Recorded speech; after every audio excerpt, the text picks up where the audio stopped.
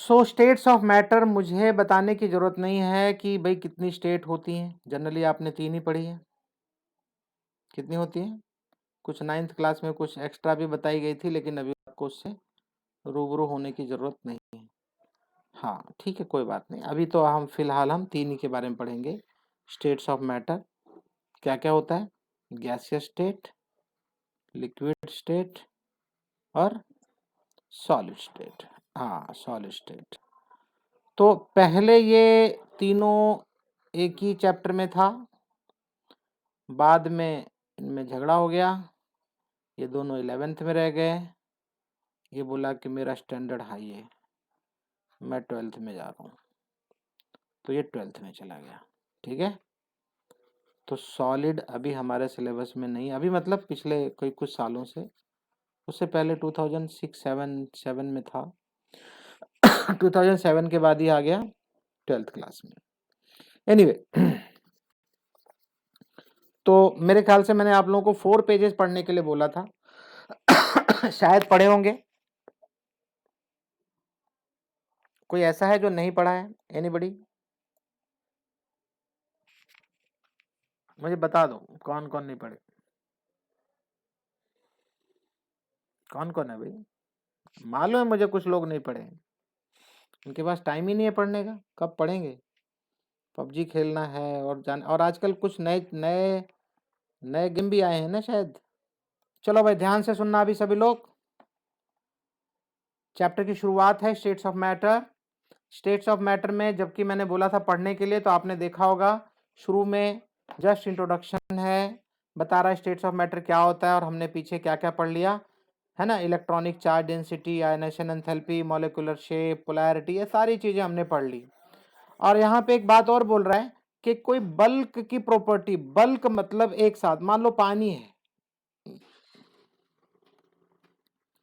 Water है एक गिलास के अंदर, एक पतीले के अंदर, एक बर्तन के अंदर, और जब आप उसको बॉयल करते हो तो बॉयल होता है। लेकिन क्या एक H2O का एक मॉलिक्यूल बॉयल होगा? नहीं होगा बॉयल। तो क्यों नहीं होता है बॉयल? हाँ, वो बल्क में जब तक नहीं होगा उसके अंदर बॉयलिंग ये प्रॉपर्टी अपनी शो नहीं कर पाएगा, वो अकेला नहीं शो कर सकता बॉयलिंग। ठीक है, एनीवे एक अकेला यहां पे बता रहा है एक वाटर मॉलिक्यूल है वेटिंग प्रॉपर्टी, गीला कर देता है ना। लेकिन अगर वही एक मॉलिक्यूल आपके कपड़े में पड़ जाएगा तो क्या वो गीला करेगा? तो बहुत छोटा, आप पता भी नहीं चलेगा वो कहाँ आया कहाँ से नहीं, है ना। इवन एक वाटर मॉलिक्यूल अकेला अकेला हम बना भी नहीं सकते, अकेला कर भी नहीं सकते। एनीवे तो यहाँ पे वो बहुत सारी चीजें बता रहा है। नंबर टू ध्यान से सुनना। अभी आज अर्श ने क्वेश्चन पूछा है मुझसे, बोलता है कि क्या कुछ हाइड्रोजन बॉन्डिंग का कोई रोल है कि आइस जो है फ्लोट करती है, पानी के ऊपर फ्लोट करती है ना। तो ये पूछ रहा है कि पानी के ऊपर क्यों फ्लोट करती है, तो उसका रीजन क्या है। ठीक है ना, अब ध्यान से सुनना। ये क्या होता है, वाटर मॉलिक्यूल जब आइस बनता है, आइस, ध्यान से सुनना, ये समझ लो। सबसे पहले तो मैंने आपको एक चीज और बताया था कि water is a wonder liquid. क्या है? Water is a wonder liquid. Wonder liquid क्यों है? क्योंकि H के साथ में, H2 के साथ में एक इलेक्ट्रोनेगेटिव ऑक्सीजन रहता है, और जिसकी जिसकी इलेक्ट्रोनेगेटिविटी की वजह से इसके अंदर हाइड्रोजन बॉन्डिंग बनती है, और हाइड्रोजन बॉन्डिंग की वजह से लिक्विड स्टेट एक्वायर करता है। अदरवाइज बिल्कुल H2S की तरह पे ये गैस बन जाता, लेकिन बना नहीं। और अगर ये नहीं बना तो इसलिए हमारी अर्थ के ऊपर जीवन संभव है, लाइफ संभव है, because of this electronegativity and hydrogen bonding. पहली बात। दूसरी बात, अब ये बताता है ये लिक्विड स्टेट से ये सॉलिड स्टेट में आप इसको कन्वर्ट करते हो तब क्या होगा।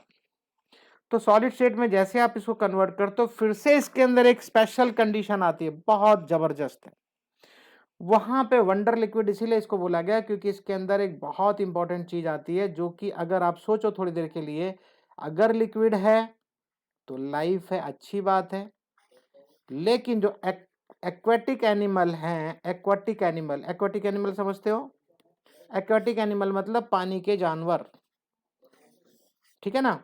तो पानी के जानवरों के बारे में, चलो ठीक है, इंडिया जैसी कंट्री है, उसके नियर बाई जो भी वाटर बॉडीज हैं, सी है, ओशियन है ना, लेक है बड़ी बड़ी, ज़्यादा प्रॉब्लम नहीं होती है। लेकिन ठंडी जगह पे, कोल्ड कंट्रीज के अंदर, not even cold countries, even in our India also, Kashmir के अंदर कुछ लेक्स क्या हो जाती हैं, फ्रीज हो जाती है, फ्रीज हो जाती है। तो फ्रीज होने का मतलब क्या है, जम गया, सॉलिड सॉलिडिफाई हो गया। तो आपको क्या लगता है, आपको क्या लगता है कि उसके अंदर के सारे जानवर मर जाएंगे? नहीं मरेंगे। क्यों नहीं मरेंगे? एक minute, one by one, one by one, one by one, बहुत अच्छा लगेगा, बहुत अच्छी बात है, सही चीजें बता रहे हो मुझे। चलो बताओ। अरे एक बोलो, कोई अली बोल रहा है, चलो अली, अली बोलो। हाँ, अपर सरफेस क्यों होता है? नहीं।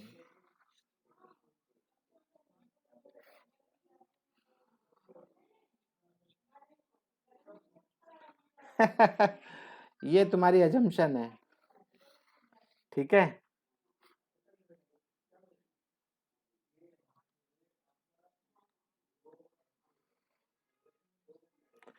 बहुत बढ़िया आंसर है, लेकिन वो आइसोलेट क्यों कर देता है भाई? क्योंकि ऊपर रहता है। तो पहला सवाल है कि ऊपर क्यों रहता है, ऊपर क्यों रहता है, क्यों करता है फ्लोट, क्यों होती है, क्यों होती है डेंसिटी कम? एक मिनट बताने दो बस।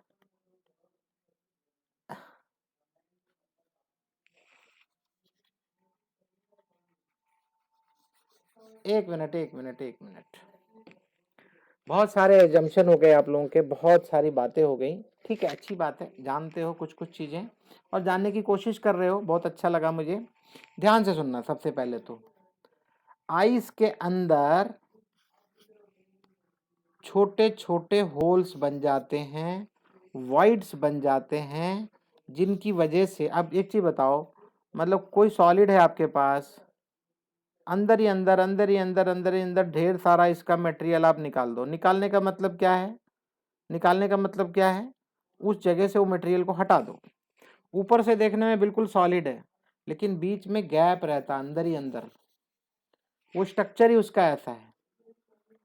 अच्छा, ज्यादा पढ़ना चाहते हो इसके स्ट्रक्चर में, तो एक काम करो, एक चैप्टर का नाम है वाटर, सेकेंड बुक के अंदर घुस जाना, ध्यान से सुन रहे हो कि नहीं, सेकेंड बुक में वाटर चैप्टर है, उस वाटर चैप्टर में घुस के वहां पे आइस एक टॉपिक है और वाटर एक टॉपिक है। आइस और वाटर के स्ट्रक्चर लिखे हुए हैं, और ये बुक जैसी इसका स्ट्रक्चर होता है, इसका कैसा होता है, बुक जैसी स्ट्रक्चर रहती है ऐसे, ठीक है। और इनके बीच में पर्टिकुलर एक कुछ एंगल भी रहेगा और बॉन्ड एंगल भी रहेगा, मतलब बहुत सारे कंडीशंस हैं, उसको पढ़ लेना थोड़ा, अभी समझ में आ जाएगा, बिल्कुल आ जाएगा। और इनके बीच में जो स्पेस, अच्छा होल्स और वाइड नहीं लिखना, तो आप आंसर में क्या लिखोगे, आप स्पेस लिखना, स्पेस लिखो बस, बस आपका आंसर कंप्लीट है। उसके बीच बीच में स्पेस रहता है। अब जब स्पेस हो जाएगा तो उसकी उसकी डेंसिटी हो जाएगी कम, डेंसिटी हो जाएगी कम, लेस डेंसिटी हो जाएगी, किससे किससे कम हो जाएगी, वाटर की डेंसिटी से, बिल्कुल सही बात। वाटर की डेंसिटी से जब इसकी डेंसिटी कम हो जाएगी तो क्या होगा, फ्लोट करेगा, सीधी सी बात है। आप किसी चीज के अंदर जिसकी डेंसिटी कम वाली चीजों को फेंक दोगे किसी भी लिक्विड में तो फ्लोट करेगी, there is no doubt. Dead sea नाम सुना है आपने, डेड सी में आप कूद जाओ, आप फ्लोट करोगे, हाँ, उसकी डेंसिटी इतनी ज़्यादा है, बहुत ज़्यादा है, आप फ्लोट करोगे, डूब नहीं सकते आप उसमें, कैसे भी नहीं डूबोगे, बहुत नमक है, नमक ही नमक है उसके अंदर, बहुत सॉल्ट है, बहुत सॉल्ट है, इसीलिए उसके अंदर कोई भी एनिमल जिंदा नहीं रहता। क्यों नहीं रहता? हाँ तो क्यों, सॉल्ट से क्या होता है?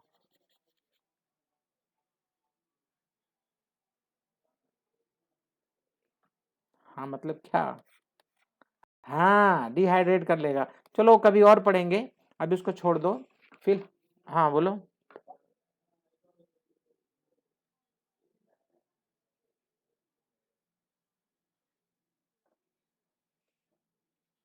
नहीं नहीं नहीं नहीं नहीं होता ना।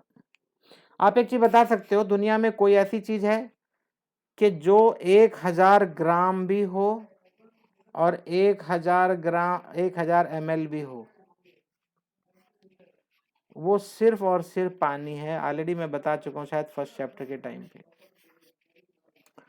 ठीक है, तो ये पानी के अंदर ये खूबसूरती होती है। और पानी इसीलिए देखा होगा 910 ग्राम तेल, कौन सा, मस्टर्ड ऑयल या कोई भी ऑयल ले लो, थोड़ा कम ज़्यादा होगा, कोई 912 होगा, कोई 907 होगा, 8 होगा, तो इसकी डेंसिटी बहुत कम होती है। 1000 ml लोगे ना जब, तो 910 ग्राम होगा, और जबकि पानी कितना होगा, 1000 ग्राम। अब आप इसको इसके अंदर डाल दो पानी में, तेल को, क्या करेगा? तेल फ्लोट करता है। देखा होगा ना आपने, ऑयल जो है उसके अंदर फ्लोट करता है। मालूम है कि नहीं ये बात? चलो हम लोग बहुत दूर निकल आए यार, बहुत दूर निकल आए। तो एक्वाटिक एनिमल्स के लिए अभी जो बताया इसने, पहले ध्यान से सुन लो, एक बहुत बहुत अच्छा मल्टीपल चॉइस क्वेश्चन है। वाटर की डेंसिटी कब सबसे ज्यादा होती है? कि अरे यार कब, लिक्विड स्टेट में छोड़ो।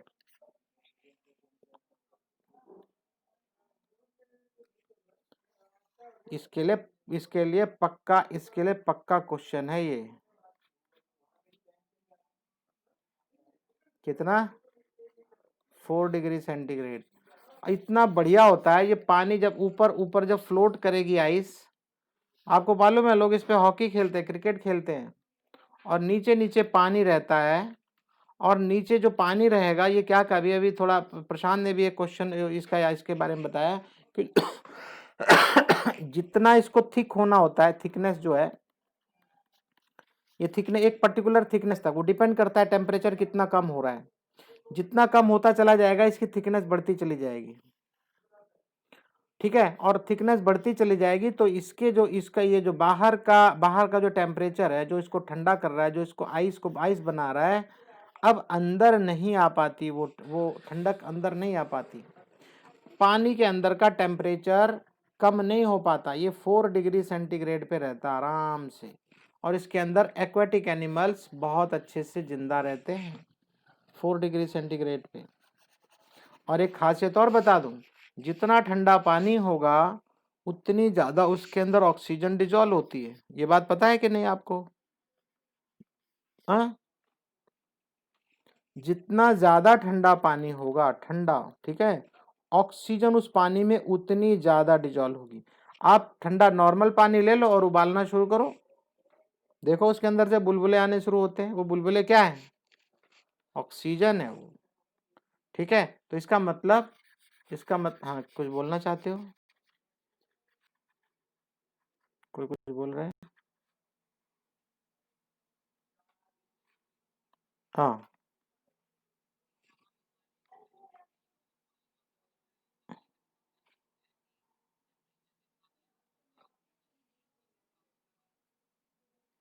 ना ना ना ना, एयर स्पेस से उससे कोई मतलब नहीं। जो उसका स्ट्रक्चर बनना है हर जगह एक जैसा आइस होगा, ऐसा नहीं है कि ऊपर वाला आइस बहुत थी उसकी डेंसिटी ज्यादा होगी और नीचे वाले की कम। नहीं, आइस आइस होता है बस,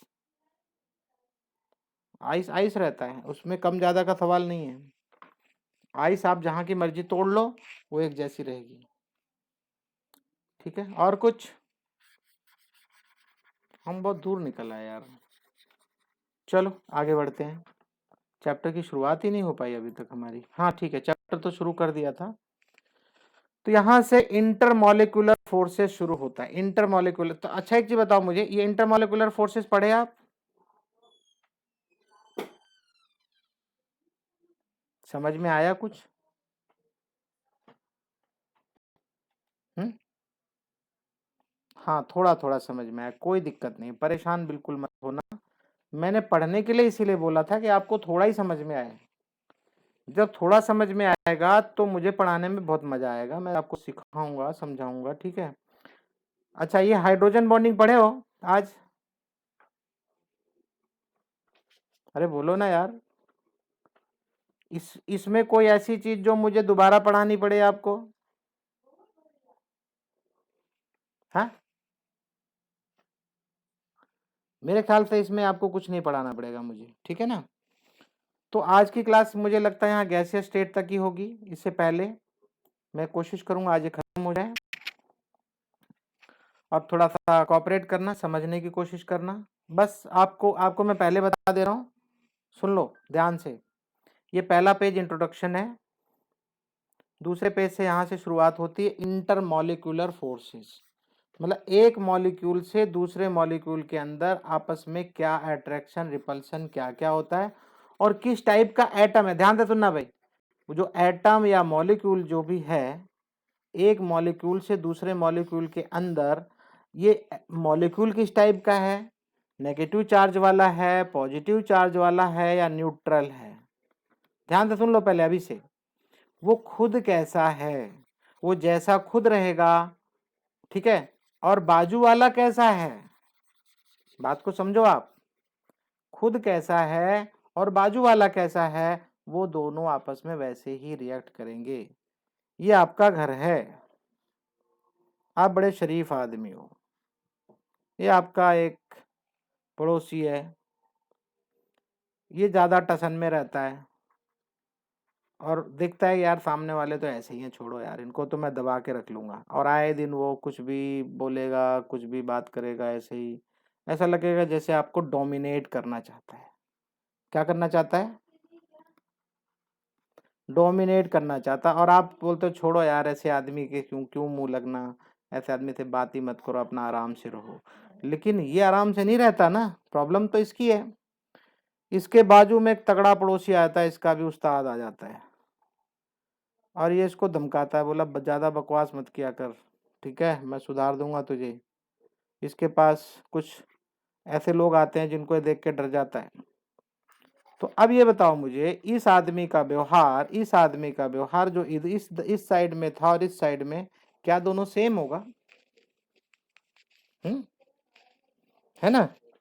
दोनों सेम नहीं होगा, एंड वो अपने आप को बदलेगा नहीं, क्योंकि ह्यूमन है। ह्यूमन तो ठीक है, अपने आप को थोड़ा सा ऐसा कोशिश करेगा यार, ठीक है यार अब ये इसकी तरह बिहेव करने लगेगा कि यार ठीक है इसके लिए मैं शरीफ बन जाता हूँ, लेकिन इसके लिए शरीफ नहीं रहेगा, वो बदमाशी दिखाएगा, इसको कोशिश करेगा बदमाशी दिखाने की। तो इसी तरह से एटम के अंदर भी कुछ ऐसे कैरेक्टरिस्टिक्स आएंगे जिसकी वजह से बाजू वाला, मान लो एक काम करो, आ, ये रहता है यहाँ पे बंदा, इसको एक दिन ये क्या करता है, ये वाला जो बहुत शरीफ बनता था, एक दिन इसने क्या किया, ऐसे ऐसे टेबल लगाई यहाँ पे, और इधर आराम से एक चेयर बना के बैठ गया इधर, और यहाँ पे क्या रख दिया, एक बंदूक रख दी अपने घर के आगे। एक बंदूक, बड़ी सी लंबी सी बंदूक रखी, और यहाँ पे बॉक्स के अंदर गोलियां रखी हुई हैं। गोली समझते हो ना, बुलेट। कभी बंदूक साफ कर रहा है, कभी उसको कपड़े से साफ कर रहा है, कुछ कर रहा है, फिर गोलियां गिन रहा है, 1 2 3 4, फिर डब्बों में रख रहा है दोबारा से, है ना। बात समझ रहे हो कि नहीं? तो कर बोल वो किसी को कुछ बोल नहीं रहा है, किसी को कुछ नहीं बोल रहा है, वो कुछ नहीं कह रहा है किसी को, बस चुपचाप वो गोलियां गिन रहा है, कभी बंदूक साफ कर रहा है। फिर ये सब 1 घंटा ये कार्यक्रम चला के फिर वापस समेट के अंदर घर में ले आके रख देता है। इसने किसी को कुछ नहीं बोला, कुछ बात नहीं की, कुछ नहीं किया। अब ये बंदा क्या करेगा? नहीं मतलब अब उसका व्यवहार कैसा होगा? हाँ, मैं बोलेगा यार से पंगा मत लो यार, कभी भी उठा के मार देगा, ज्यादा गुस्सा आ गई तो, है ना। तो यहाँ मैं क्या बताना चाह रहा हूँ कि आपका व्यवहार जैसे बदलेगा वैसे इसके अंदर भी, इसके अंदर। अब आप सोच रहे हो यार ये कौन सा एग्जाम्पल सर हमें दे रहे हैं, क्या है इसका मतलब? जिन्होंने ढंग से पढ़ा है उनको समझ में आ गया होगा शायद, है ना। जिन्होंने पढ़ा है उनको समझ में आया होगा कि मैं क्या बोलना चाह रहा हूँ। चलो ठीक है, कोई बात नहीं, जिन्होंने नहीं पढ़ा उनको पढ़ाना तो मुझे सबको ही है। अब नहीं पढ़ते, नहीं सुनते मेरी बात, कभी झूठ बोलते हैं अलग से, मैंने देखा नहीं, तो मैंने ढंग से पहले बोलता मैंने देखा नहीं, जब पकड़ा गया। याद रखना, इंसान झूठ बोलता है, मशीन झूठ नहीं बोलती, ठीक है। व्हाट्सएप में मैंने देखा अभी कि तुमने कब देखा उसको, फिर आप अब क्या बोल रहे हो कि मैंने नहीं देखा। ये गलत काम है, मत करो ऐसा। और अभी भी हैं कुछ लोग हैं इसमें बैठे हुए हैं चुपचाप शांति से, सोच रहे होंगे अरे मैंने तो बताया नहीं, अभी मैं क्वेश्चन पूछूंगा तब उनकी समझ में आएगा। तो अब ये बोलता है इंटरमॉलिक्यूलर फोर्सेस मतलब एक मॉलिक्यूल है और दूसरा भी मॉलिक्यूल है, उसके बीच में कौन कौन से फोर्सेस लगते हैं, ठीक है। क्या बोलता है, are forces of attractive and repulsion between interacting particles. अब जो एटम है या मॉलिक्यूल है, उन दोनों के बीच में क्या क्या होता है, अट्रैक्शन भी होता है और रिपल्सन भी होता है। अब डिपेंड्स क्या है उसका characteristics. So this term does not include the electrostatic forces that exist between the two oppositely charged ion। ये बात को समझ रहे हो कि नहीं, बता रहा है this term does not include. अब इसके अंदर इंक्लूड मत कर लेना इलेक्ट्रोस्टेटिक फोर्सेस। इलेक्ट्रोस्टेटिक फोर्सेस किसकी बात कर रहा है ये, जो न्यूक्लियस के अंदर प्रोटॉन है और बाहर की तरफ क्या है, इलेक्ट्रॉन।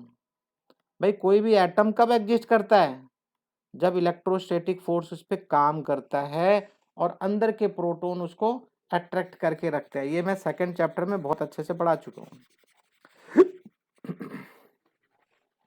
बात समझ में आई कि नहीं, क्या बोलता है, this term does not include the electrostatic forces that exist between the two oppositely charge ions and the forces that hold atom of the molecule. ये होल्ड करता है ना, forces that hold atom of molecule. एक molecule के atom को जिस तरह hold करके रखता है, टुगेदर या कोवेलेंट बॉन्ड बोलेंगे आपस में, मतलब दो दो एटम मिलके जैसे बना रहे हैं आपस में बॉन्ड बनाते हैं ना, तो बोला वो इंक्लूड नहीं करेंगे। अब आ जाती है बात वांडर वाल फोर्सेस की।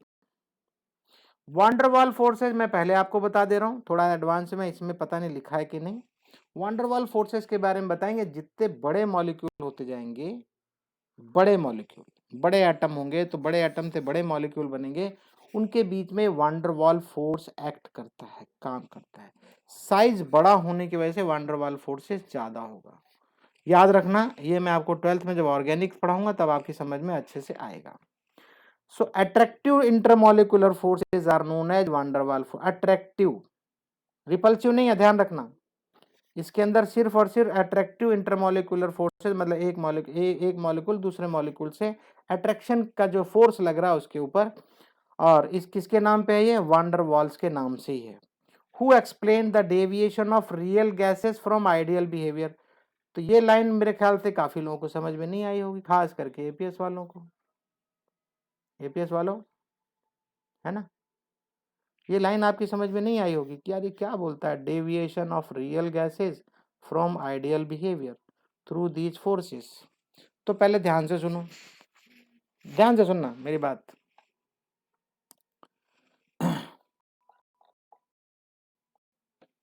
एक होता है रियल और एक होता है आइडियल। आप मुझे बताएंगे आइडियल और रियल में क्या फर्क है।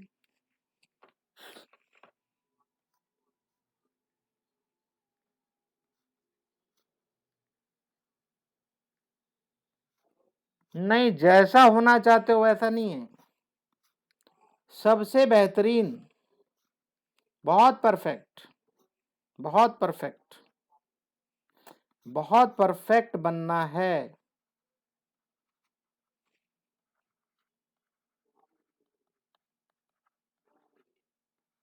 किसके लिए यूज किया जाता है ये,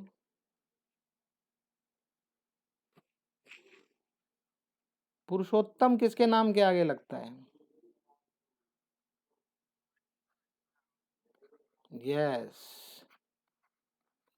पुरुषोत्तम श्री राम के आगे लगता है। तो श्री राम ने क्या किया था, अपने आप को आइडियल प्रूव करने की कोशिश की थी। सबसे बढ़िया पुत्र, है ना, सबसे बढ़िया राजा, सबसे बढ़िया राजा बनने के चक्कर में उन्होंने अपनी पत्नी को भी छोड़ दिया था, मालूम है ना। सबसे बढ़िया पति बनने की कोशिश किए, जाके रावण को हराए, है ना। तो ये आइडियल थे, हर कोई बनने की कोशिश करता है लेकिन रियल में वो नहीं होता। तो एक गैस का जो बिहेवियर होता है, एक गैस का जो हम सोचते हैं कि आइडियली ऐसी बिहेव करनी चाहिए, आपके सिलेबस में इस बार निकाला हुआ है, लेकिन अगर वो नहीं पढ़ाऊंगा आपको तो आपके साथ में बेईमानी करूंगा। तो मैं उसको पढ़ाऊंगा, बेशक वो सिलेबस में नहीं है। अगर नहीं पढ़ोगे तो आगे आप परेशान हो जाओगे, और मैं नहीं चाहता हूं कि आप वो परेशानी झेलो फ्यूचर में। फ्यूचर में आएगा जरूर। तो होता क्या है, कोई भी गैस वो आइडियल अगर बननी है तो पर्टिकुलर टेम्परेचर पे, पर्टिकुलर स्टेट में उसकी स्टेट अकॉर्डिंगली चेंज होनी चाहिए, लेकिन एग्जैक्टली होती नहीं है। मान लो उसकी जो कंप्रेसिबिलिटी है, कोई गैस की कंप्रेसिबिलिटी अब वो आइडियल ऐसी होनी चाहिए भाई, ऐसे जानी चाहिए। लेकिन क्या होता है, कोई गैस ऐसे जाके बनती है, कोई ऐसे करती है, कोई यहीं से ऊपर निकल जाती है। मतलब उसकी जो एक मिनट मैं तुम्हें दिखा देता हूँ, नहीं तो समझ में नहीं आएगा। आइडियल और रियल के बीच में जब तक मैं आपको दिखाऊंगा नहीं ना, वो आप समझ नहीं पाएंगे।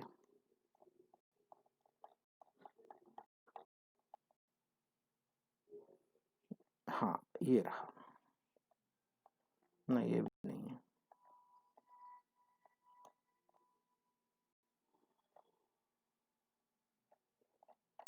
अरे आ जाओ भाई। हाँ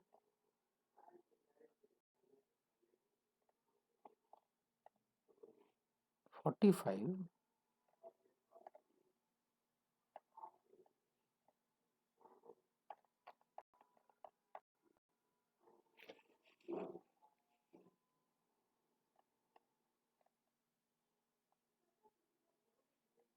ये रहा, ये 145 है।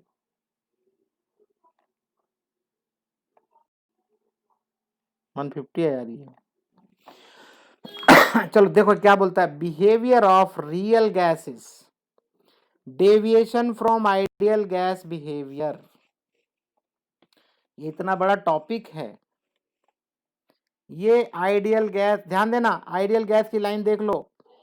Ideal gas PV is equal to, ये पी के साथ में और पीवी के साथ में जो रिलेशन दे रहा है कि प्रेशर अगर जितना जैसे जैसे बढ़ाते जाओगे वैसे वैसे पीवी ऊपर की तरफ बढ़ेगा, मतलब वॉल्यूम बढ़ेगा। वॉल्यूम कब बढ़ता है, जब गैसियस स्टेट में आएगा। बताओ मुझे भाई, वॉल्यूम बढ़ेगा, पी तो है ही पहले से प्रेशर, प्रेशर बढ़ा रहे हो, प्रेशर बढ़ाते बढ़ाते पूरा का पूरा पी भी बढ़ जाएगा, मतलब पी तो है ही जितना है आपके पास, साथ में वॉल्यूम बढ़ रहा है, तभी तो पी भी बढ़ेगा, तभी तो ऊपर जाएगा ये। और रियल आइडियल गैस बोलते भाई ऐसे होनी चाहिए थी, ऐसे स्ट्रेट, लेकिन नहीं होती।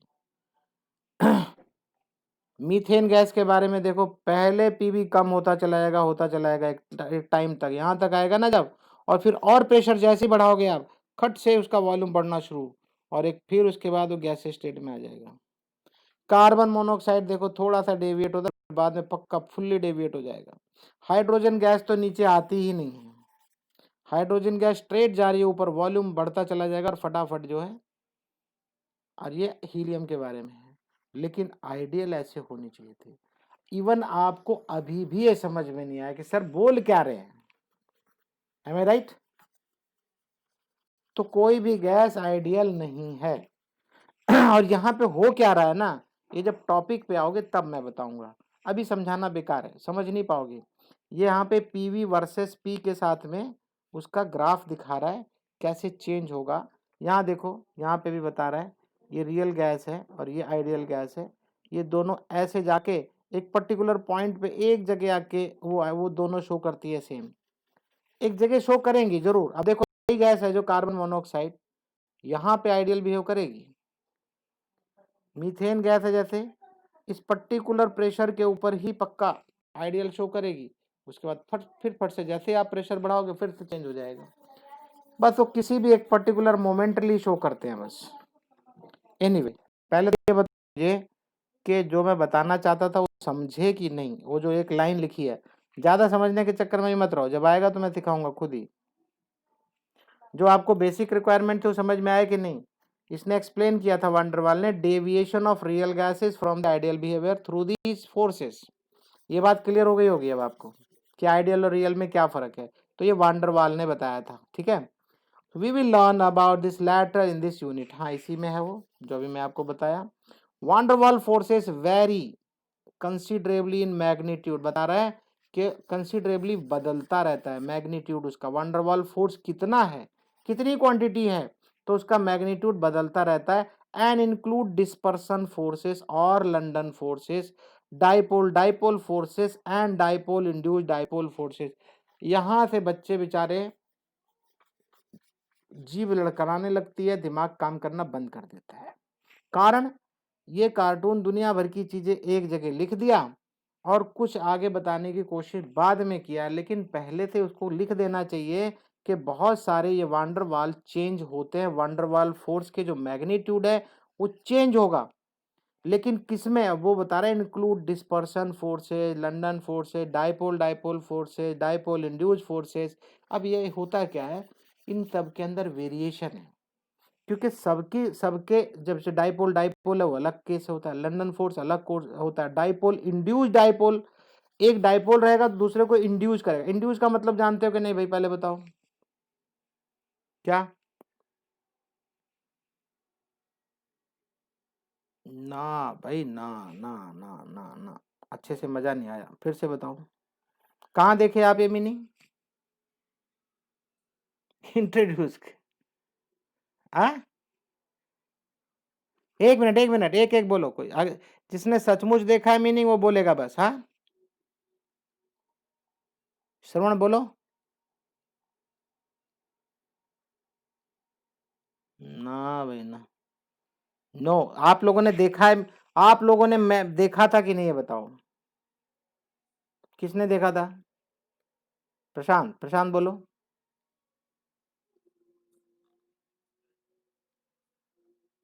आप यहाँ पे क्या मतलब समझते हो? मैं समझ गया, 10th क्लास में इंड्यूस करंट पढ़ा आपने, क्या पढ़ा, क्या सीखे उससे वो बताओ, क्या मतलब है यहाँ पे? यार ये करंट की बात नहीं है ना, यहाँ करंट नहीं है।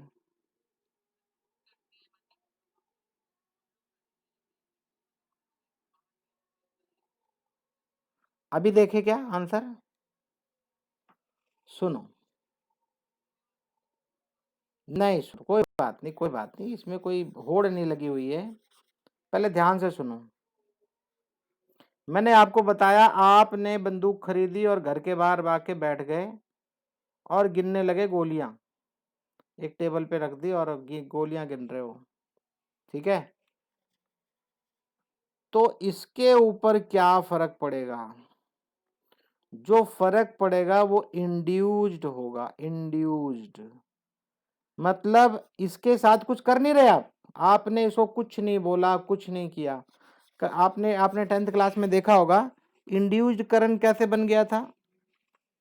इंड्यूस्ड करंट कैसे बनता था? आपके पास एक ऐसे कॉइल थी,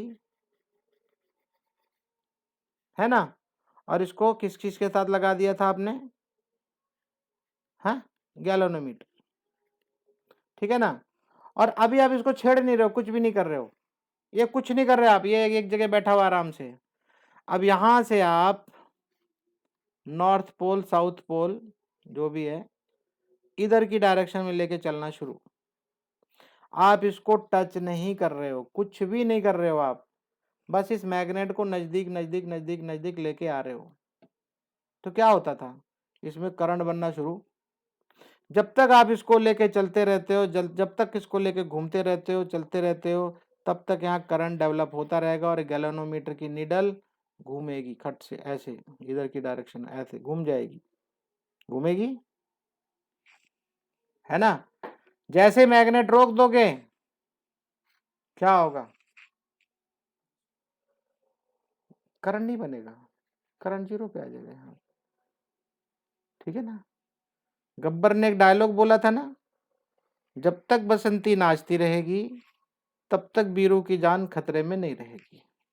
जब तक ये चलता रहेगा तब तक करंट बनता रहेगा, जैसे ही रुका करंट बनना बंद। एम आई राइट? तो यहाँ पे इंड्यूस का मतलब है एक दूसरे की वजह से इफेक्ट पड़ता है। यहाँ पे इफेक्ट पड़ेगा, अभी देखना यहाँ पे, चलो यहाँ मैं बताता हूँ, ध्यान से सुनो भाई। ये न्यूक्लियस है, ये एटम ए है, ये एटम बी है, मोमेंटली एक चेंज आता है और इस डायरेक्शन, ध्यान से सुनना, ये प्लस है, ये न्यूक्लियस है, प्लस बेचारा इसी डायरेक्शन में आ गया और मोमेंटली चेंज हुआ। जहां पे डार्क ब्लू दिखाई दे रहा है आपको, यहां इलेक्ट्रॉन्स आ गए पूरे, मोमेंटली हुआ इसके अंदर चेंज।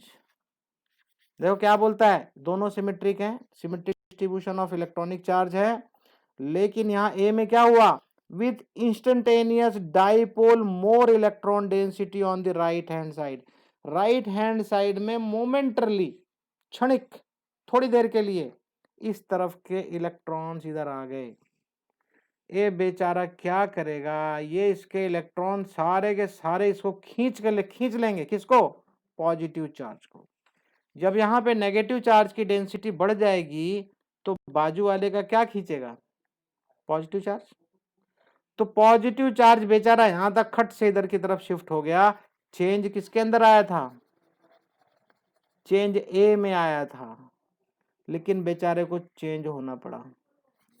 पता लगा बाजू वाला बंदूक लेके आया है, इसने भी ऑर्डर कर दी, बोला भाई हमें भी लेनी पड़ेगी, है ना। और ये भी लाके अपने दरवाजे पे लाके टांग के रख दिखा रहा है सामने वाले को, भाई मैं भी ले आया हूं, ज्यादा परेशान करने की कोशिश मत करना। कहने का मतलब चेंज इसने किया, ये भी चेंज हो गया।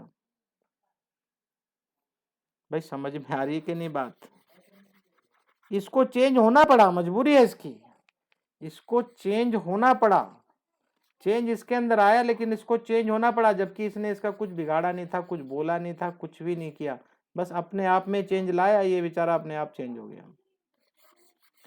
आई होप अब समझ में आ गई होगी बात। चलो अभी समझ में अभी पूरी तरह से नहीं आएगी, मैं खूब बढ़िया से समझाऊंगा, अच्छा से समझाऊंगा।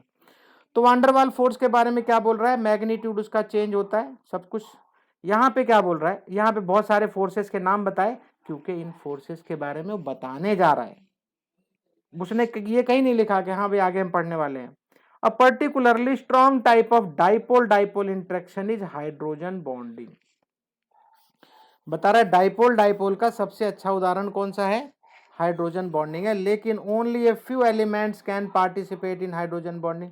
अब ये बात तो सबको पता है, मैं बहुत अच्छे से समझा चुका हूँ कि इसमें अंदर कौन कौन पार्टिसिपेट करेगा। तो सबसे पहले तो एक हाइड्रोजन करेगा, हाइड्रोजन होना जरूरी है, और मोस्ट इलेक्ट्रोनेगेटिव जो होंगे वो करेंगे। कौन कौन करेंगे, फ्लोरीन करेगा, ऑक्सीजन करेगा, ठीक है ना। कभी कभी थोड़ा बहुत नाइट्रोजन काम कर जाता है बस, और क्लोरीन, बस ये मोस्ट इलेक्ट्रोनेगेटिव ये चार हैं, बस इन्हीं के बारे में बात करूं। थोड़ा थोड़ा कार्बन में भी होता है, बहुत कम होता है। पहले बताओ ये बात समझ में आई कि नहीं मेरी। अगर वो ये बोलता है कि only a few elements can participate in hydrogen bonding formation, therefore it is treated as separate category. तो we have already learned in unit 4, जो कि मैंने आपको कल ही पढ़ाया है। हाइड्रोजन बॉन्डिंग हमने कल जल्दी जल्दी पढ़ा दिया। At this point, it is important to note that attractive forces between an ion and a dipole are known as ion dipole force। बात समझ में आ रही है कि नहीं। बोल रहा है कि अगर एक आयन है और एक डाइपोल है, हमेशा याद रखना डाइपोल का मतलब क्या होता है, डाइपोल का मतलब क्या, जिसमें दो पोल हो, डाइपोल, डाइपोल मतलब एक पॉजिटिव भी हो और नेगेटिव भी हो। बात को समझना, डाइपोल का मतलब क्या होता है, जिसमें दोनों पोल हो। पोल का मतलब यहाँ पे क्या है, पॉजिटिव एंड नेगेटिव। बात समझ में आ रही है। So ion dipole forces and these are not van der Waals force. तो ये वांडरवाल फोर्सेस नहीं कहलाएंगे। कौन, जब एक आयन होगा और एक डाइपोल फोर्सेस होगा। थोड़ा सा आप अपने नोट्स में थोड़ा अलग से लिख लेना, यहाँ पे ज्यादा जानकारी इसने दी नहीं है, बहुत बड़ी कंजूसी की है। कारण इसके पीछे क्या है, इसके ऊपर एक चैप्टर होता है हर क्लासेस में, और उसको क्या छोटे से पोर्शन में इसको खत्म करना है, इसलिए इसने क्या क्या गागर में सागर भरने के चक्कर में रहा, और जितना ज्यादा स्क्वीज करता गया कंफ्यूजन बढ़ता जाएगा। खैर घबराना नहीं, आपकी समझ में सब आ जाएगा। तो वांडरवाल फोर्सेस कहाँ कंसीडर नहीं होता, आयन डाइपोल फोर्सेस में, ठीक है। We will now learn about different type of van der Waals forces. अब वो वांडरवाल फोर्सेस जो यहाँ पे नाम दुनिया भर के ले रहा था, अब उनके बारे में हम यहाँ पढ़ेंगे। अब आपको समझ में आ गया होगा उसने नाम वहां क्यों लिखा था। अब ये तो मैंने आपको पढ़ा दिया, बता दिया। ये एक काम करोगे, इसको पढ़ोगे, बोलो भाई। इंटस्टेनियसली, इंटस्टेनियस का मतलब समझते हो, एक पर्टिकुलर टाइम पे। ट्रांजिएंट मतलब, ट्रांजिएंट का मतलब क्या होता है भाई? मुझे नहीं लगता तुम लोगों ने पढ़ा है यार। अगर तुम पढ़े नहीं इसका मीनिंग तो जानते नहीं हो। हाँ, कौन बोल रहा है ये? कौन? अमन चौधरी। यस, अमन चौधरी ने बिल्कुल सही बोल रहा है। ये किसका मतलब होता है?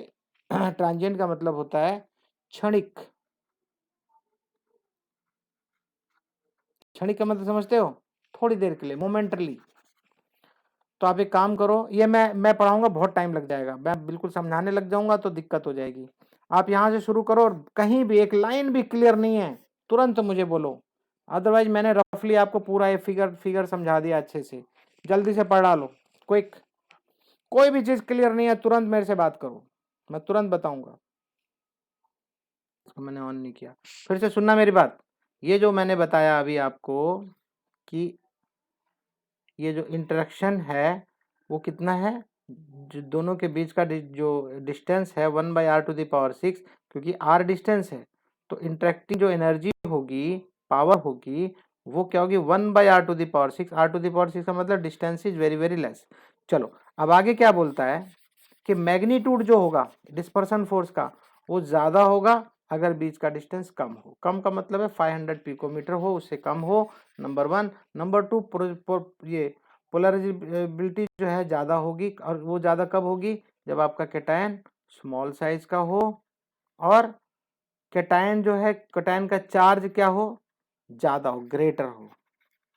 भाई एक +1 होगा और एक +2 होगा और एक +3 होगा, तो +3 ज्यादा चार्ज है तो उसकी प्रोबेबिलिटी ज्यादा होगी। जितना ज्यादा पोलराइज करेगा उतना ज्यादा डिस्पर्सन फोर्सेस बढ़ेंगे। हाँ, मैं कुछ बोलने वाला था आपको, सुन लो ध्यान से।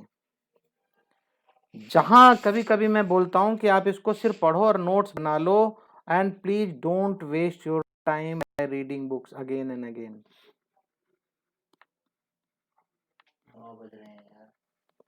आप इसको बार बार नहीं पढ़ो प्लीज।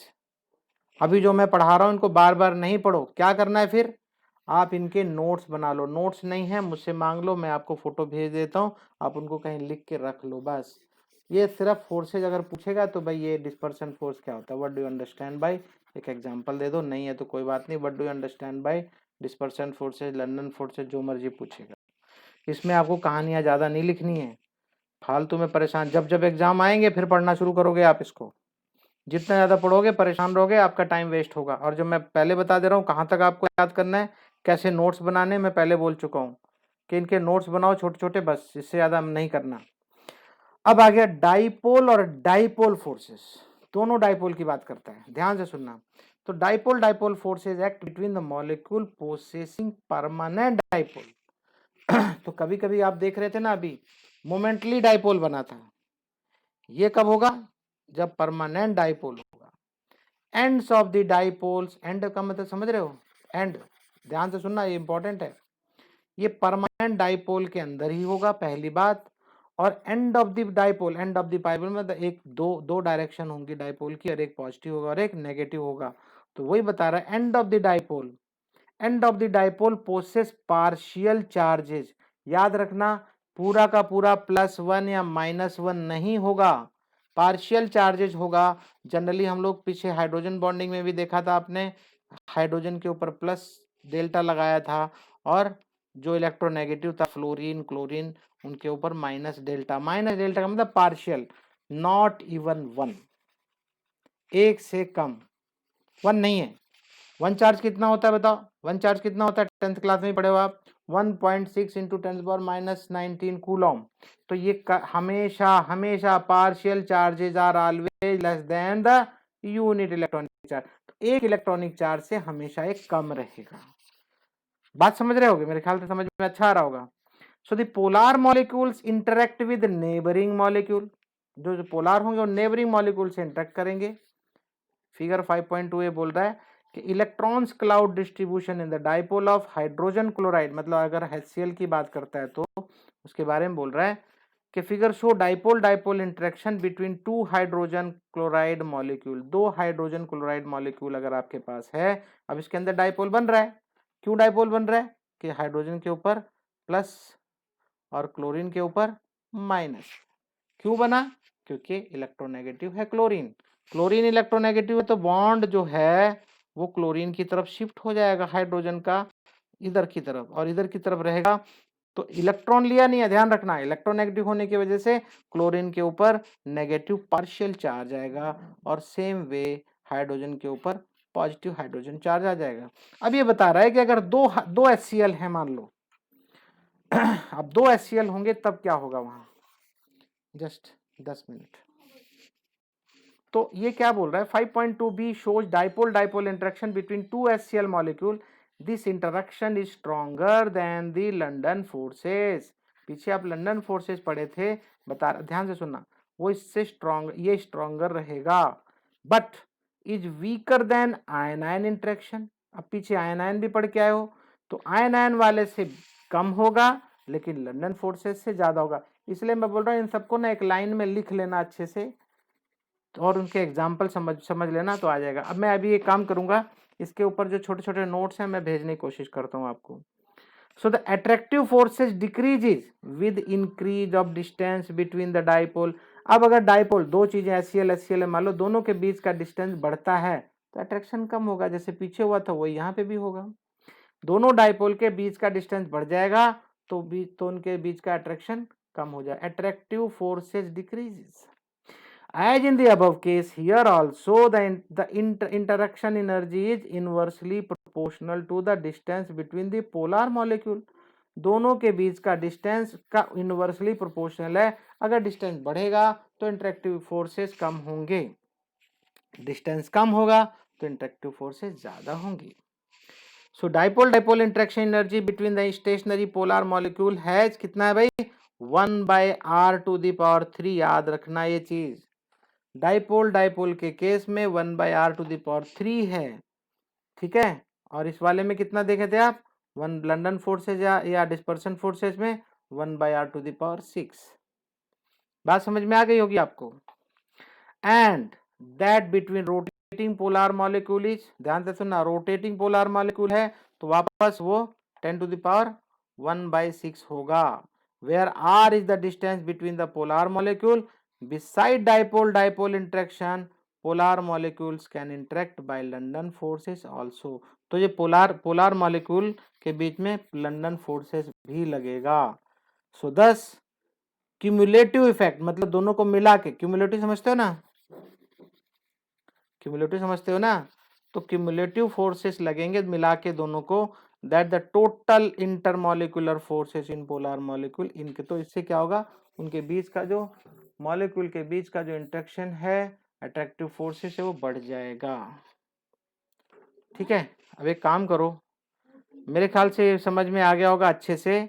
अब आएगा डाइपोल इंड्यूस्ड डाइपोल। डाइपोल की वजह से सामने वाला इंड्यूस्ड डाइपोल बनाएगा और बीच में फिर अट्रैक्शन क्रिएट होगा। भाई समझ में आ रहा है कि नहीं यार, एक चीज बताओ मुझे। अब एक काम करो, ये मुझे ना ये मुझे थोड़ा पढ़ के बताओ, रुको यार, थोड़ा रुको 1 मिनट यार, मुझे यार थोड़ा लेट हो गया क्लास में। अब जो घर वाले बोल रहे हैं जल्दी खत्म करो। एक काम करो, मैं जो बोल रहा हूँ, नहीं तो ये मेरा अधूरा रह जाएगा। आप एक काम करो, मुझे ये सिर्फ करके दिखा दो बस आज। हाइड्रोजन बॉन्डिंग से पहले यहाँ तक पढ़ो और मैं आपको 5 मिनट दे रहा हूँ, इसको पढ़ो, कुछ मत करो, पढ़ो बस। और कोई भी लाइन समझ में नहीं आया तुरंत मेरे से पूछो, मैंने सब बता दिया है आपको। हाँ जल्दी करो, कम ऑन। मैं यहाँ से बंद कर दे रहा हूँ, डाउट्स कल पूछ लेना बेशक जितना मर्जी।